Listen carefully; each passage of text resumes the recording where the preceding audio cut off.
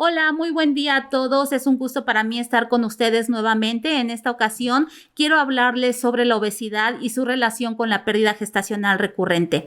La pérdida gestacional recurrente sigue siendo hoy por hoy uno de los temas más complejos, un tanto desalentadores para el obstetra y para el biólogo de la reproducción que se enfrenta a este caso, muchas veces queriendo ofrecerles lo mejor a las pacientes, haciendo un sinfín de estudios y haciendo un sinfín de intervenciones. Nuevamente nos llegamos a presentar con un aborto y a veces es muy complicado explicarles a la paciente por qué está sucediendo esto. Me voy a permitir quitarme el cubrebocas únicamente para fines de esta grabación, para que sea como más ágil. Y es que en relación a la pérdida gestacional seguimos buscando respuestas. Si nosotros hiciéramos una analogía, creo que un muy buen ejemplo sería compararlo con un iceberg, donde solo estamos conociendo esa pequeña punta, pero hay mucho por conocer, hay muchas cosas que al día de hoy son desconocidas y que todavía no podemos resolver en relación a esta compleja patología. Y ahí va el gineco y el biólogo de la reproducción haciendo sus esfuerzos día a día, aunque no sé si alguno de ustedes me pudiera explicar aquí en la imagen qué estará pensando la pérdida gestacional recurrente de estos intentos. Creo que todos ya estamos muy familiarizados con la definición, la epidemiología, la etiología y parte de su tratamiento, al menos el tratamiento de esas cuestiones que sí llegamos a conocer a lo largo del protocolo de estudio. Sin embargo, hoy queremos ahondar un poquito más en esas otras cuestiones que aún no están tan bien conocidas. Vamos a ver por qué la obesidad va a repercutir o va a crear una condición de su fertilidad en la paciente que nos va a estar condicionando muchas veces esas pérdidas repetidas de la gestación. Y es que la obesidad es una epidemia mundial de etiología multifactorial que involucra tanto factores genéticos, fisiológicos, ambientales y sociales, y no únicamente se reserva o se presenta por una cuestión de una mala ingesta alimentaria, aunque efectivamente tiene mucho que ver. La obesidad da como resultado no solo trastornos metabólicos que incluyen diabetes tipo 2, enfermedades cardiovasculares, sino también tiene repercusiones en la función ovárica, en los procesos de implantación del embrión, y por lo tanto sí nos compete a nosotros los ginecobstetras estar perfectamente bien familiarizados con esta enfermedad, porque la obesidad es una enfermedad. El tejido graso, que tradicionalmente se ha considerado como un reservorio energético, pues hoy en día sabemos que no es así y que esto es un tejido endocrino. Vean en la diapositiva lo que les quiero mostrar. Vean cómo la obesidad nos va a conducir a un estado proinflamatorio. Y es que resulta que ese adipocito, conforme va ganando más cantidad de acúmulo lipídico, más cantidad de grasa y se va expandiendo, su membrana va sufriendo alteraciones, de tal manera que va a haber una liberación de diversas sustancias proinflamatorias o inflamatorias como la leptina, la resistina, la adiponectina, la osteopontina, la interleucina, sobre todo 5, el factor de necrosis tumoral tipo alfa, factor del complemento, proteína C reactiva, aptoglobulina y amiloide, entre muchos otros.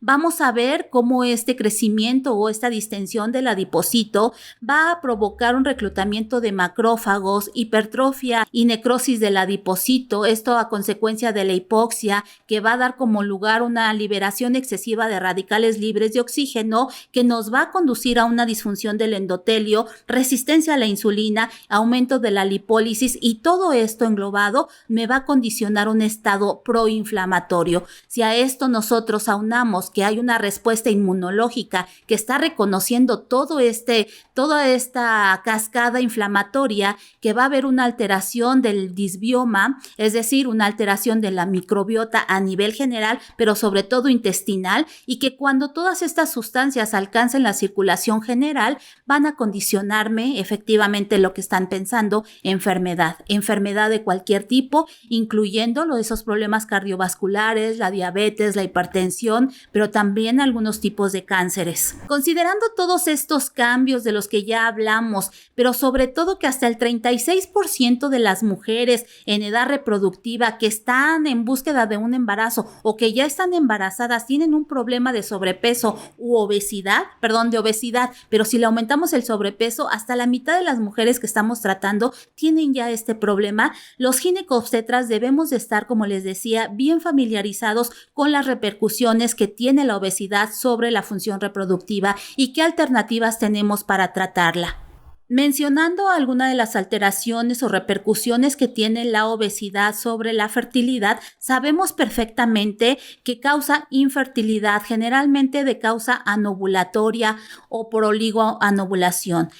Incrementa el riesgo de aborto, por supuesto que se ve incrementada la prevalencia de pérdida gestacional recurrente y también todas las patologías relacionadas con la obesidad en relación al evento obstétrico, es decir, podemos tener productos macrosómicos, podemos tener diabetes gestacional, podemos tener parto prematuro, polihidramios, distocias al momento del nacimiento, prematuridad y una elevación en nuestro índice de cesáreas con todo lo que esto representa en cuanto a los riesgos para la madre y el bebé.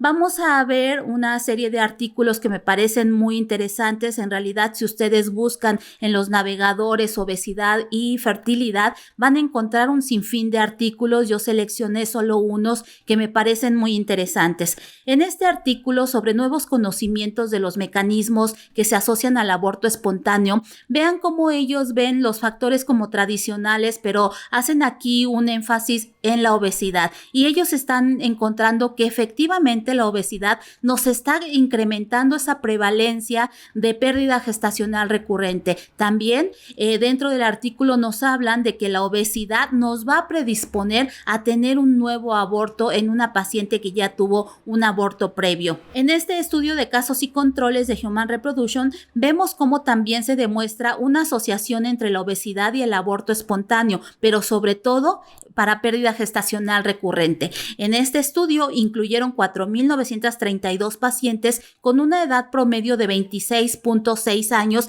queriendo quitar el sesgo de la edad. 3,288 tenían un peso normal y 1,644 tenían obesidad. Vean ustedes el riesgo relativo para aborto espontáneo, cómo se encuentra en 1.2 con intervalos de confianza al 95% de 1.01 y 1.46. Pero para el aborto recurrente, vean cómo es todavía más significativo.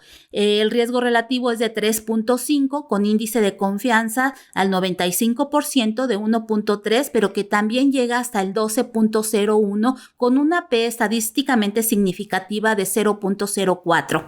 Y así seguimos reforzando esta relación de obesidad y pérdida gestacional recurrente con los estudios que están publicados. En este otro, por ejemplo, investigaron el efecto del bajo peso, no solo de la obesidad, sino también del bajo peso, el sobrepeso y la obesidad sobre el riesgo de aborto en un embarazo posterior en mujeres ya con diagnóstico de pérdida gestacional recurrente. Es decir, qué tanto influía el peso, ya sea bajo, ya sea sobrepeso o ya sea obesidad, qué tanto repercutía para que esa paciente con pérdida gestacional recurrente volviera a tener una nueva pérdida. En este estudio, que es un metaanálisis, se incluyeron 844 embarazos de 491 pacientes con aborto espontáneo recurrente y ellos encontraron una fuerte asociación entre la obesidad.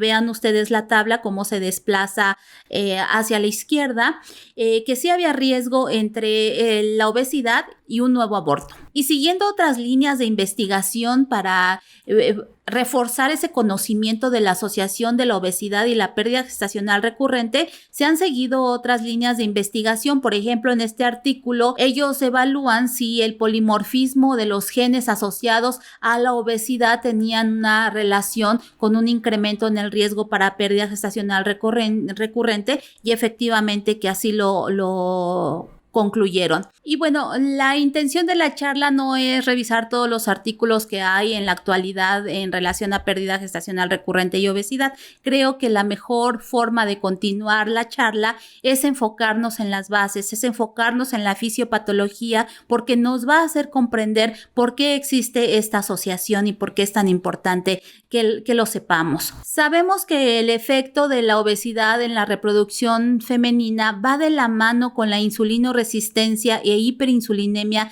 que caracteriza un estado de obesidad. Esta insulinoresistencia e hiperinsulinemia va a tener repercusiones o va a estar influenciando algunos órganos y sistemas, o bueno, prácticamente todos los órganos y sistemas. Por ejemplo, a nivel hepático vamos a tener una disminución de las globulinas o proteínas transportadoras de hormonas esteroideas, de hormonas sexuales y también de factores de crecimiento similar a la insulina, sobre todo el tipo 1. A nivel hipofisiario vamos a tener una alteración porque sabemos que esta hiperinsulinemia va a tener un efecto directo sobre las células de la teca, va a tener un efecto directo sobre la esteroidogénesis, va a haber mayor andrógenos, va a haber también un aumento en la liberación y producción de hormona luteinizante. A nivel suprarrenal vamos a tener un incremento en la actividad de la P450 o de la familia de la P450, entonces todo esto se va a ver reflejado en la esteroidogénesis a expensas de una mayor producción de andrógenos que nos va a estar ocasionando un círculo vicioso. A nivel ovárico, igualmente tenemos ese aumento en la actividad de la P450, sobre todo C17 alfa, que también va a estar involucrada en la producción o el incremento de andrógenos ováricos, que sabemos que es la testosterona y en la androstenediona. Vamos a tener entonces ese aumento de andrógenos que va a interferir o va a tener un efecto sobre la regulación neuroendocrina a nivel hipotalámico y a nivel hipofisiario. Y vamos a tener una disminución en el desarrollo folicular. Todo esto nos va a llevar de la mano o se va a ver aumentado por ese estado inflamatorio, esa hiperandrogenemia y esa lipotoxicidad que nos va a conducir a este nuevo concepto, disrupción ovárica, y hay que tenerlo en mente porque más adelante lo vamos a explicar. Como a manera de integrar un poco más allá de lo que acabamos de decir y ver cómo va a influir sobre la regulación neuroendocrina, sobre el eje hipotálamo, hipófisis, ovario, quiero que vean con detenimiento esta tabla. Vamos a tratar de no perdernos y vamos a tener que tenemos factores genéticos que nos están condicionando esa situación de la obesidad. Ya habíamos dicho que es una enfermedad multifactorial, un aumento elevado de consumo de alimento, es cierto, una disminución de la actividad física o el ejercicio, pero también esos otros factores que habíamos mencionado, incluso factores sociales, psicológicos, etcétera. Tenemos un aumento de adipocitos o un aumento en el diámetro de los adipocitos o el volumen de los adipocitos. Vamos a tener que esto nos va a condicionar un aumento de la leptina, vamos a tener a nivel pancreático un aumento de la insulina, porque a nivel celular estamos teniendo también resistencia a la insulina, que va a condicionar, entre más resistencia haya, pues más hiperinsulinismo vamos a tener, de manera como que el páncreas trata de compensar esta situación. A nivel hepático ya habíamos hablado lo de la disminución de las proteínas transportadoras, que esto va a condicionar entonces que esas hormonas o esos andrógenos que tenemos en exceso los tengamos en exceso en su forma libre, que es la que va a ir a hacer su acción a nivel celular. Y habíamos mencionado ya que había un aumento en los estrógenos. Esto generalmente ocurre por la aromatización periférica, esa aromatización que se lleva a cabo en el tejido graso de los andrógenos, condicionando un incremento sobre todo de estrógenos débiles como la estrona. Tenemos ese incremento de los andrógenos producto de ese hiperinsulinismo y de ese aumento de la actividad de la P450. Tenemos la insulina aumentada con sus repercusiones que ya mencionamos varias veces, un incremento en la leptina, factores inflamatorios específicamente o más importante la interleucina 6, factores de necrosis tumoral, pero todos los que habíamos mencionado anteriormente, disminución de la proteína transportadora y disminución de la adiponectina, que va a tener una repercusión directa sobre el eje hipotálamo, hipófisis, ovario. Si estamos diciendo que que tenemos un incremento de los estrógenos, pues eso por supuesto que va a ser un feedback negativo a nivel hipotalámico e hipofisiario y va a haber una alteración en la secreción de gonadotropinas, FSH y LH. Si estamos teniendo un incremento a nivel de andrógenos, también eso va a ocasionar un feedback negativo a estos niveles. Pero adicional a esto, ese incremento de andrógenos va a hacer que mi ovocito se encuentre en un ambiente hostil y que para efecto de la maduración y del desarrollo folicular, este ovocito se vea alterado. Recordemos ese término de disrupción ovárica y ahorita lo vamos a detallar un poquito más, pero es esa consecuencia de todo esto. La leptina también va a tener una acción directa sobre el eje hipotálamo hipófisis ovario. Entonces tenemos que al verse alterado este eje hipotálamo hipófisis ovario, vamos a tener ese aumento de los estrógenos, aumento de testosterona y androstenediona, que son los andrógenos ováricos, y vamos a tener una disminución de progesterona. ¿Por qué razón? Por una razón muy simple. Tenemos un estado de oligoanovulación y si llegamos a ovular, si la paciente llega a ovular, seguramente ese cuerpo lúteo que se va a generar va a ser un cuerpo lúteo deficiente que me esté explicando esas concentraciones disminuidas de progesterona. Todo esto deleterio para el proceso de fertilización, deleterio para el proceso de implantación y deleterio para el proceso de seguimiento de ese embarazo, que nos va a condicionar disminución del embarazo clínico, disminución de recién nacido sano vivo, que finalmente es lo que buscamos, y aumento en la tasa de aborto y de pérdida gestacional recurrente. Más acá en la diapositiva, ya casi al final, quise mostrarles que también a nivel endometrial tenemos una disminución de la receptividad y de eso vamos a hablar un poquito más adelante. Esta tabla no la van a encontrar en ningún libro. Esta tabla me permití yo modificarla, hacerla un poquito más didáctica, pero pongo aquí la referencia o artículo que van a poder encontrar en mi página si así lo desean. Disrupción ovárica, ¿por qué es tan importante? ¿Qué significa disrupción ovárica? Disrupción es que se detiene, que un proceso que debería de ser de alguna manera cíclico se va a ver interrumpido en alguna de sus partes. Y es que ya habíamos hablado que si la obesidad me está condicionando un estado de lipotoxicidad, donde vamos a tener una alteración en cuanto a los lípidos, vamos a tener triglicéridos, un aumento de los triglicéridos en el líquido folicular. Acuérdense que el colesterol y los triglicéridos van a ser como el sustrato para la esteroidogénesis que se inicia o que tiene efecto a nivel de la célula de la teca, y cuando ya tenemos los andrógenos de la teca y pasan a la célula de la granulosa, se deben de convertir en estrógenos. Va a hacer esto que un microambiente androgénico se convierta a un ambiente estrogénico, y eso es lo que permite al ovocito seguir su desarrollo, no solo de crecimiento, sino también de maduración.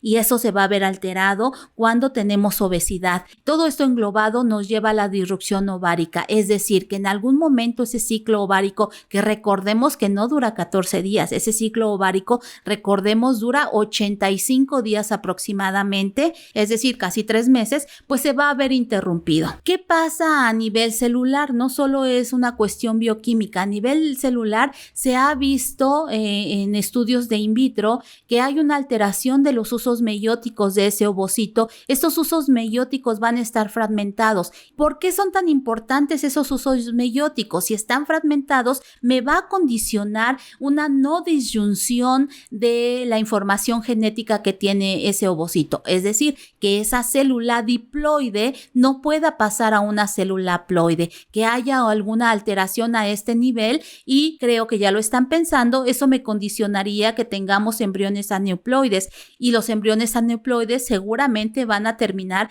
en un aborto de causa genético. Vamos a tener entonces esa falla de la alineación meiótica, sobre todo en la etapa de la metafase, y bueno, ya habíamos explicado esto de las aneuploidías.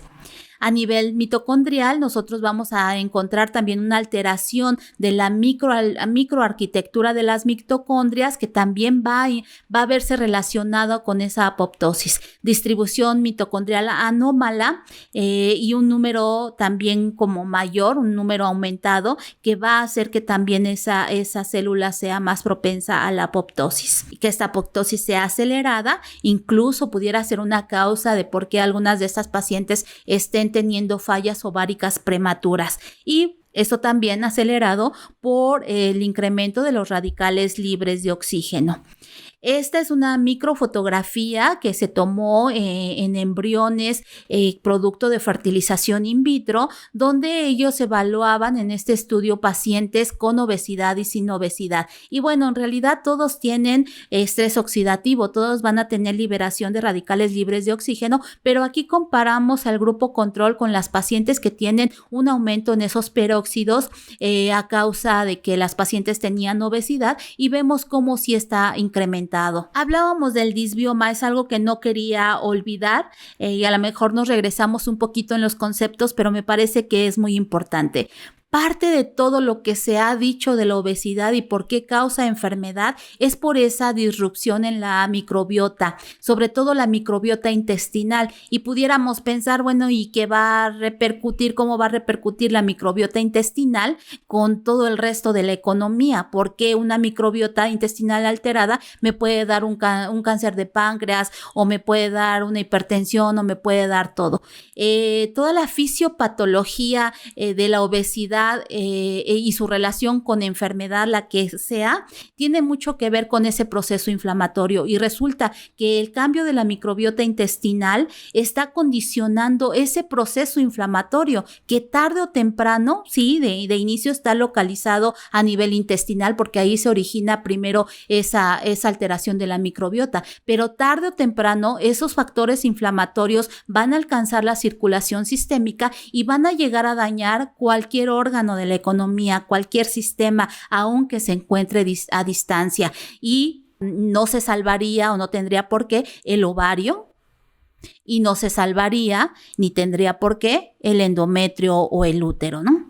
Y pues una de las repercusiones antes de llegar a enfermedades como el cáncer, con la que también están relacionados, por ejemplo cáncer de endometrio, pues antes de eso va a dañar o va a disminuir la calidad de los ovocitos, va a alterar o vamos a tener embriones no de tan buena calidad que van a hacer que mi paciente tenga un mayor riesgo de aborto. Y esto también nos explica por qué esa paciente, por ejemplo, con ovario poliquístico, que habitualmente el fenotipo más frecuente es aquel que cursa con obesidad, tiene una mayor tendencia al aborto. Y vean ustedes cómo los cambios que se han encontrado a nivel celular en estos estudios que se han hecho a partir de embriones y de fertilización in vitro, más como un conocimiento adicional, porque en esto no vamos a ahondar mucho, pero vean lo que han encontrado. En estos ovocitos de pacientes con obesidad que van a hacer un tratamiento de fertilización in vitro, se ha visto que hay una menor tasa de recuperación de ovocitos maduros. Es decir, ya de entrada mi paciente necesitó más dosis de gonadotropinas en su estimulación. Probablemente necesitó más días de estimulación. Pero ¿qué pasa al momento de la captura? Resulta que recuperamos menos ovocitos en meta 2, que son los que sí son adecuados para el proceso de la fertilización. Tenemos también que los ovocitos son más pequeños que del grupo control, que pacientes con sin obesidad. Tenemos un menor diámetro del olema y todos estos cambios se relacionan negativamente con el embarazo. En las pacientes con obesidad que tenían estas características en sus ovocitos, sus tasas de embarazo fueron menores que las de pacientes que no tenían estas características porque no tenían obesidad. Y bueno, hasta ahorita parece que toda la cuestión de la obesidad y su repercusión en el sistema reproductivo, en la función reproductiva de la mujer, radica en las alteraciones que tiene a nivel del ovocito, pero no es así. También vamos a tener repercusión a nivel endometrial. ¿Por qué parece o por qué hay mucha información en relación a esa repercusión de la obesidad y el ovocito? Pues efectivamente por las técnicas de reproducción asistida que nos han permitido permitido conocer un poquito más allá. Y es que hay estudios, que muchos de ellos publicados en Fertility and Sterility, y ellos ven que pacientes a las que se les hace fertilización in vitro, pero con ovocitos donados, que no repercute o no hay cambios en la tasa de embarazo si son obesas o no son obesas. Entonces, ahí parece que dejamos una laguna, se dejó de estudiar mucho al endometrio y nos decían, bueno, si una paciente con obesidad o sin obesidad tiene la misma posibilidad de embarazarse tan solo porque le das ovocitos donados, significa que el endometrio pues no tiene nada que ver, pero no es así. El endometrio también se va a ver alterado por todas estas cuestiones de las que ya hablamos, por todas esas hormonas que tenemos alteradas, por ese hiperandrogenismo. Recuerden que hay receptores para andrógenos en las células endometriales, hay receptores para insulina en las células endometriales. Acuérdense que aumenta también en toda la economía, van a aumentar esos factores de inflamación, esas células natural killer, los macrófagos, los linfocitos, todo eso, y por supuesto que va a ocasionar un ambiente no tan óptimo para el embrión en esa etapa que es tan importante de la ventana de implantación. Adicional en que también aquí tenemos un incremento en los radicales libres. Entonces, hoy por hoy, también va a repercutir el endometrio si mi paciente tiene obesidad o no tiene obesidad. Y creo yo, y así espero que lo piensen ustedes, que hasta este momento nos ha quedado muy claro cuál es la fisiopatología que nos explica esa relación tan importante que tiene la obesidad con la fertilidad femenina y, por supuesto, con la pérdida gestacional recurrente. Y bueno, aquí se abre una nueva pregunta. ¿La fertilización in vitro es la solución? ¿Realmente será la solución? Muchas veces las pacientes con pérdida gestacional recurrente llegan referidas por su médico de primer contacto pensando que la fertilización in vitro le va a garantizar que el siguiente embarazo no termine en un aborto, que el siguiente embarazo culmine con un desenlace feliz, con un recién nacido vivo en casa. Pero no es así. La fertilización in vitro no va a ser la solución para todos los casos de pérdida gestacional recurrente, a menos, claro, que esa pérdida gestacional recurrente sea debida a una alteración genética transmitida por los padres, porque entonces esa fertilización in vitro con diagnóstico genético preimplantación sí me va a solucionar el problema, pero en los otros casos muchas veces no va a poder ser diferente a que si se embarazara de forma natural. Y bueno, ¿por qué decimos que la fertilización in vitro puede no ser la panacea o no puede ser la solución a todos los casos de pérdida gestacional recurrente en general o específicamente en esas pacientes que tienen obesidad? Resulta que en este estudio analizaron esa pérdida del embarazo en la paciente con obesidad que se había embarazado por fertilización in vitro o que se había embarazado de forma espontánea, y que encontraron algo muy interesante, porque resulta que en esa paciente con obesidad que se había embarazado con fertilización in vitro tenía las mismas posibilidades o el mismo riesgo de aborto que la paciente que había concebido de forma natural. Y entonces podríamos decir, ¿para qué le hicimos la fertilización in vitro si abortó igual que la que se embarazó de forma natural? Porque no nos va a resolver ese problema. El problema va más allá de un tratamiento de fertilización in vitro. Ya les había mencionado un poco hace rato de qué efectos deleterios tenemos de la obesidad en mujeres que van a hacer un tratamiento de reproducción asistida. Vean qué pasa en relación a la respuesta ovárica. Tenemos una menor respuesta a gonadotropinas, es decir, necesitamos más dosis de medicamento, necesitamos un mayor número de días de estimulación, tenemos una mayor tasa de cancelación por falta de respuesta, tenemos una asincronía folicular más llamativa, es decir, sabemos que siempre esos folículos que están en estimulación van a ir creciendo a un ritmo diferente. Sin embargo, en la paciente con obesidad se ve una sincronía muy marcada, es decir, unos folículos muy pequeños y unos folículos que crecieron demasiado rápido, y entonces hace más difícil decidir el momento en el cual vamos a hacer la extracción de esos ovocitos. Hay una menor biodisponibilidad de la hormona gonadotropina coriónica. Recuerden que la hormona gonadotropina coriónica la damos en la parte final para maduración de ese ovocito, porque es la respuesta responsable de que se reactive la meiosis y que es un paso fundamental para que ese ovocito tenga ese potencial fértil, pero sobre todo se haya convertido en una célula haploide. En relación a los gametos y los embriones, vamos a tener una disminución en el número de ovocitos recuperados. Se ha visto una menor calidad y una menor madurez de ovocitos. Acuérdense que les hablaba de que teníamos menos ovocitos en meta 2, que son los ovocitos maduros. Tenemos una disminución en la tasa de fertilización. Tenemos una disminución en la calidad embrionaria, ya habíamos explicado un poco por qué, y un menor número de embriones para transferir. Y a veces terminamos transfiriendo lo que hay, aunque no sea la calidad tan óptima. Que bueno, ese sería un tema para tratar en alguna otra charla, hasta dónde es correcto y hasta dónde no. En los resultados gestacionales, a fin de cuentas, vamos a tener una disminución en la tasa de implantación, un aumento en la tasa de aneuploidías, y eso nos va a condicionar mayor tasa de aborto, sobre todo abortos bioquímicos. Vamos a tener una disminución en la tasa de recién nacido vivo, que es a lo que queremos llegar, y un aumento también en la morbilidad perinatal. Entonces díganme ustedes si no es importante tener en cuenta la obesidad cuando estamos tratando a una paciente con infertilidad o con pérdida gestacional recurrente. No solo es hacer el tratamiento de fertilización in vitro. En relación a qué efectos tiene la obesidad en el varón, porque no solo se trata del efecto que va a tener la obesidad en relación a la fertilidad femenina, sino también masculina. Prácticamente se comporta de la misma manera, la fisiopatología es muy similar, pero me gustaría que esta laminilla, que parece muy compleja, la pudiéramos analizar en una breve cápsula más adelante. Entonces me la voy a saltar. Pero bueno, sabemos que la obesidad también va a tener una disminución en la fertilidad masculina y un incremento en la pérdida gestacional recurrente. Tan solo recordar que todas esas alteraciones a nivel espermático, esa fragmentación del DNA, condiciona o está fuertemente relacionada en la etiología de pérdida gestacional recurrente de origen masculino. Y vuelvo a mi diapositiva, ahí donde está el biólogo de la reproducción y el ginecobstetra tratando de vencer todos esos retos para escalar ese iceberg e ir descubriendo nuevos conocimientos que nos permitan tratar a nuestra paciente de una mejor manera.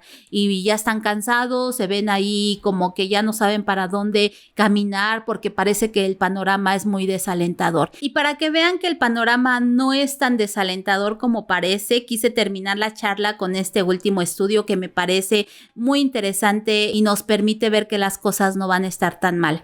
En este estudio de un grupo de pacientes a las cuales se les iba a realizar una técnica de fertilización in vitro, se les propuso un régimen para reducción de peso y vean ustedes lo que sucedió. En las pacientes que habían logrado una reducción de peso de más del 10% comparados con la que no habían alcanzado esa reducción como mínimo, vean lo que encontraron. Tenían una tasa de embarazo del 88% frente al 54% de las pacientes que no habían bajado de peso.